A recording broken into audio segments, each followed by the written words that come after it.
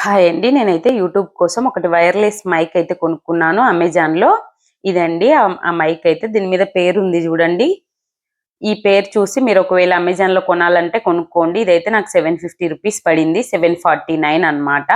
So, అమెజాన్‌లో వాళ్ళు bill గూడా ఇచ్చారు.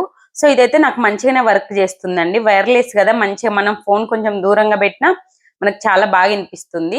అయితే ఇక్కడ చిన్న పిన్ ఇచ్చారు గదా! ఇదేమో ఫోన్‌కి కనెక్ట్ జేసుకోవాలి. మైక్ లాగా ఇచ్చారు గదా! ఇదేమో మనము డ్రెస్‌కి కానీ, చేత్తో కానీ పట్టుకోవచ్చు. బట్ ఇది ఎలా యూజ్ చేయాలనేది గూడా లోపల మాన్యువల్ ఉంటుంది.